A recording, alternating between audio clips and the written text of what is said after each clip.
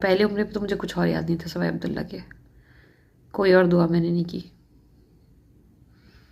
लेकिन जो अज़ियत हम रिग्रेशन की स्टेट में देखते हैं वो ऐसी नहीं है, वो उससे भी बहुत ज़्यादा तकलीफ है। बच्चा सीढ़ी से गिरता है, आप जाके उठा के सीने से लगा लेते हैं, ठंडक पड़ जाती है। लेकिन हम उसको देखते हैं। और आज जब हम सेशन से आए भी तो अब्दुल्ला जो है वो रास्ते में भी बिल्कुल लॉस्ट थे, सो रहे थे, सो नहीं रहे थे, बस आंखें बंद करके बैठा हुआ था। कभी आंखें खोलता था, मेरा हाथ पकड़ा हुआ था। तो आप लोग जानते हैं हम लोग रिसेंटली ट्रैवल करके वापस आए हैं। ट्रैवल के दौरान अब्दुल्ला की हम कोशिश कर रहे थे कि कंस्ट्रक्टिव इंगेजमेंट हो, जितना ज़्यादा हम पर्पसफुली इसको एंगेज कर सकते हैं करें।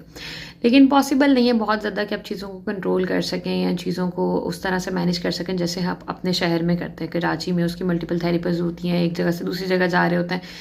वैसा सऊदीया में कराना हमारे लिए पॉसिबल नहीं था। ना हमें इतनी जगहों का पता था, ना हमारे पास इतना टाइम था। एक जगह से दूसरी जगह, कभी किसी के घर, कभी क्या एंजॉय कर रहे हैं, कभी कहाँ ट्रैवल कर रहे हैं।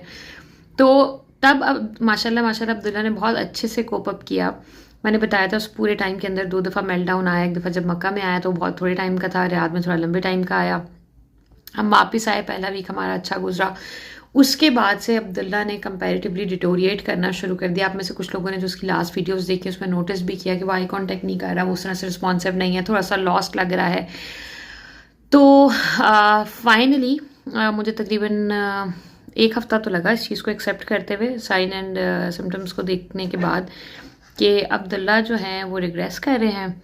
मैंने इनकी एबीए थेरेपी से भी डिस्कस किया तो उन्होंने भी कहा कि क्लासिकल रिग्रेशन नहीं कहलाएगा। आप ये भी कह सकते हैं कि कुछ नए बिहेवियर्स आ रहे हैं। और हाँ, कुछ ऐसी चीज़ें जो पहले से कर रहे थे, जैसे वेटिंग टाइम था, जैसे कमांड फॉलोइंग था, वो इनकी वापस आने के बाद काफ़ी कम हो गई। लेट्स से अगर पहले 70 to 80% थी तो अब 30 to 40% हो गई है। और वो सिचुएशनल ज़्यादा है। लेट्स से जब हम ग्रोइंग माइंड्स जाते हैं इनकी एबीए थेरेपी के लिए तो वहाँ पर इनका कंप्लाइंस ज़्यादा बेहतर है। जब हम पार में जा रहे हैं तो कंपेरेटिवली कम है, घर पर उससे भी कम है। तो ये एक चीज़ आई है सामने।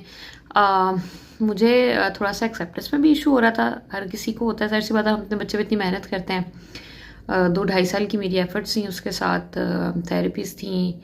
फिर अब्दुल्ला की तबीयत थोड़ी ख़राब चल रही थी, उनको आई इन्फेक्शन हुआ हुआ है, लेफ़्ट आई रेड हुई हुई है। तो बस मुझे सारी चीज़ों का था। और मुझे ये इस चीज़ पर का भी बड़ा दुख हो रहा था कि मेरा बच्चा इतना ज़्यादा पूरा दिन जो है ना वो एक थेरेपी से दूसरी थेरेपी, गाड़ी में होता है एक जगह से दूसरी जगह। और अब जब वो उसका कम्युनिकेशन और ज़्यादा थोड़ा सा सप्रेस हुआ है तो मुझे ये भी एक डर लग रहा था कि भाई ये अगर इसको कोई तकलीफ़ है, कोई चीज़ है तो ये बोलता नहीं है, बता नहीं रहा। और वरना हमारे जाने से पहले, जाने के दौरान जब हम वहाँ भी थे तो इसका कम्युनिकेशन काफ़ी बेहतर हुआ था। तो बस मैं अपने आप को ये समझाने की कोशिश कर रही हूँ कि it's a part of journey.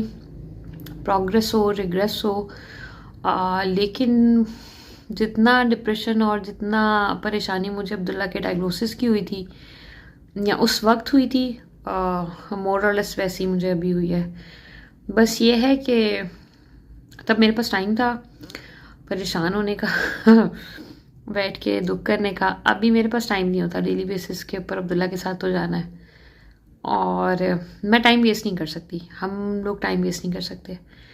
मुझे मेक श्योर करना है कि मेरा बच्चा इस स्टेट से रिकवर कर जाए इंशाल्लाह एज सुन एज पॉसिबल।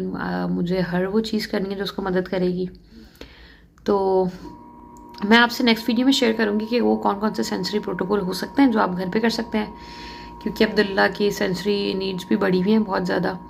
और कौन सी चीज़ें ऐसी हो सकती हैं जो आप घर में ख़ुद कर सकते हैं उसके रिग्रेशन के स्टेट से उसको रिकवर कराने के लिए या उस प्रोसेस को स्लो डाउन करने के लिए।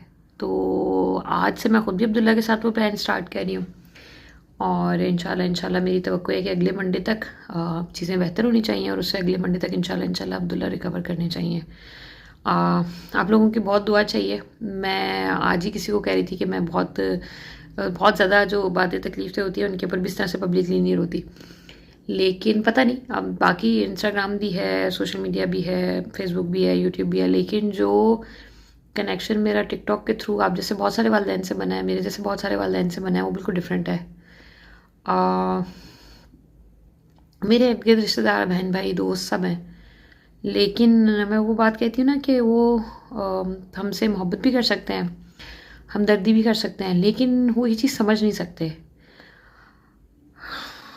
आप ये चीज़ देखो कि आपका बच्चा सीढ़ियाँ चढ़ते हुए ऊपर जा रहा है और एकदम से वो किसी भी वजह से गिर जाए, तो वालिदैन को बड़ी मतलब आपकी मदरली इंस्टिंक्ट ये कहती है ना कि फ़ौरन से जाके उसको बचा लें, फ़ौरन से जाके उसको ठीक कर दें। लेकिन जो अज़ियत हम रिग्रेशन की स्टेट में देखते हैं, वो ऐसी नहीं है, वो उससे भी बहुत ज़्यादा तकलीफ है। बच्चा सीढ़ी से गिरता है, आप जाके उठा के सीने से लगा लेते हैं, ठंडक पड़ जाती है। लेकिन हम उसको देखते हैं। और आज जब हम सेशन से आए भी तो अब्दुल्ला जो है वो रास्ते में भी बिल्कुल लॉस्ट थे, सो रहे थे, सो नहीं रहे थे, बस आंखें बंद करके बैठा हुआ था। कभी आंखें खोलता था, मेरा हाथ पकड़ा हुआ था। तो